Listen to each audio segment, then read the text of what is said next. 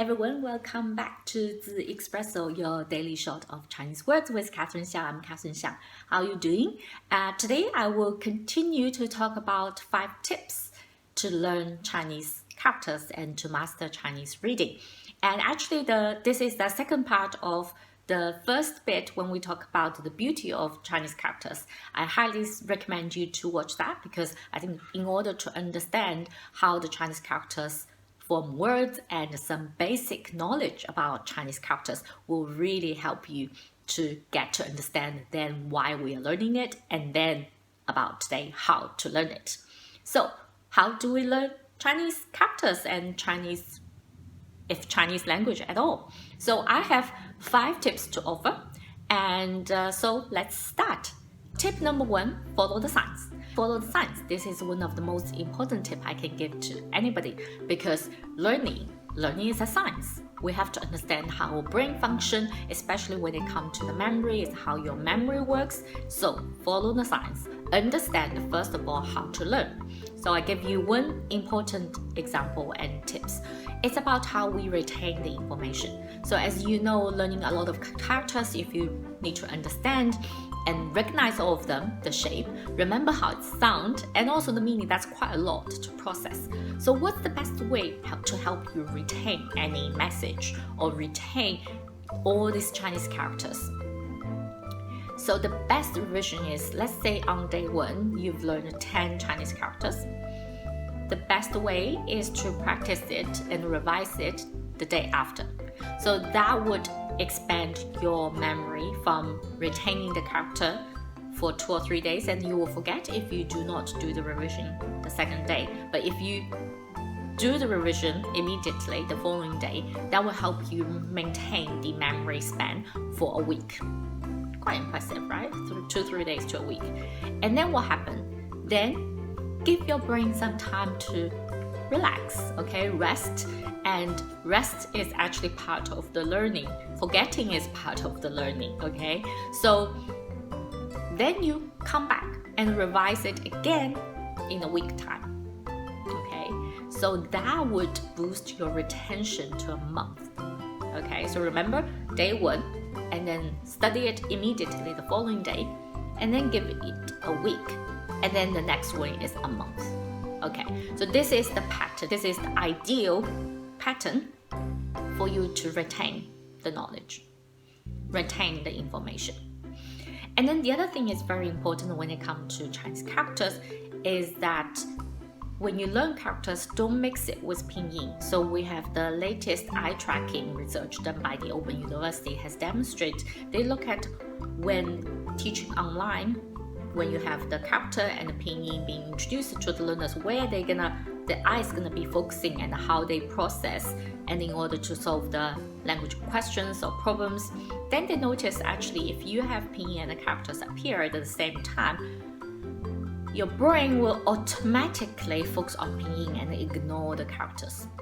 So that's not very helpful if you actually want to learn characters. So the best way to learn characters, or if you have fresh card, is to just focus on the characters, especially when also you come across it in the first time, and then have the pinyin maybe on the other side. So you never mix it, because that will help you to really focus on the characters rather than being distracted by a code, the languages that you are actually more familiar with, which is pinyin because it's romanized, okay?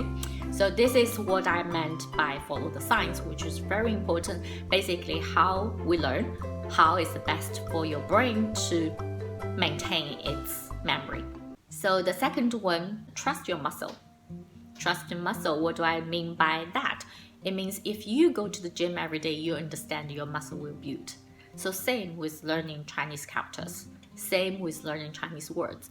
You have to dedicate the time. You have to trust if you put in the time, you will remember. So unfortunately, no shortcut. Trust your muscle and trust your work, okay? Tip number 3, embrace all your senses. What do I mean by that? When you learn the characters, trying to have the sound of the characters being pronounced to you. When you look at them, trying to use your hand to write it. So embrace all your senses. Again, this follows the important science in terms of our brain likes different stimulation. So when you learn things when your senses are stimulated, it's good. And don't be afraid to change your environment, and don't worry too much about being distracted. Actually changing your learning pattern and watch 10 minutes video today in the morning and watch another 10 minutes of video in the evening or in a different room, it's all good because your brain is being stimulated. You embrace all your senses, you're in a different environment, and it's good for you, and it will be easier to retain the information. Okay, so embrace all your senses when it comes to learning the Chinese characters. And the fourth one, be curious and be patient. Be curious because I think last video I explained why certain characters or certain words, for example, are being combined in this particular way and then become a new concept, or it has hidden culture meanings or culture traps. So what's the story? Okay, why it is in this particular way? Ask yourself many questions. Be curious.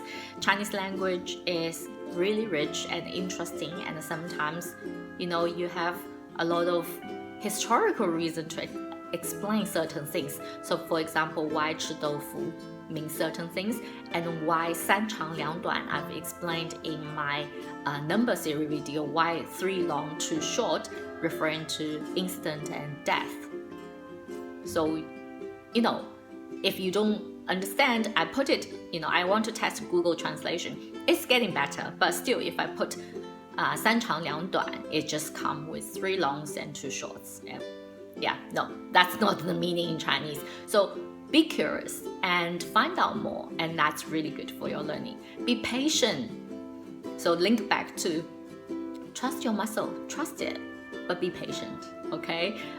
In Chinese, we say 一口气吃不成胖子, 一口气吃不成胖子. So you can't, just putting on weight with 1 meal, okay? So be patient. So finally, I think I do want to give a general advice in terms of remembering your end game. So what do I mean by that? Because I already explained in the previous episode that Chinese writing system and speaking system is actually separate. So absolutely fine if you don't want to learn Chinese characters. And maybe also not all of you need to write Chinese characters. If you are undergraduate students at LSE, I'm sorry, you have to do it. But it really depends on what you want to learn Chinese for. Do you want to just learn, basic communication stuff so you can, build a rapport at a business meeting? Yeah, go with that. Or maybe you want to learn very specific vocabulary that will contribute to your work, a particular industry. Yeah, focus on that. But I think that building block, will help you definitely. Or you can say, yeah, I don't need to write. I just want to, read it, and then sure. And finally, a lot of you might just be interested in the Chinese culture in general, but looking at, some words and some expressions can be really fun because there's a lot of historical stories, underpin such expressions.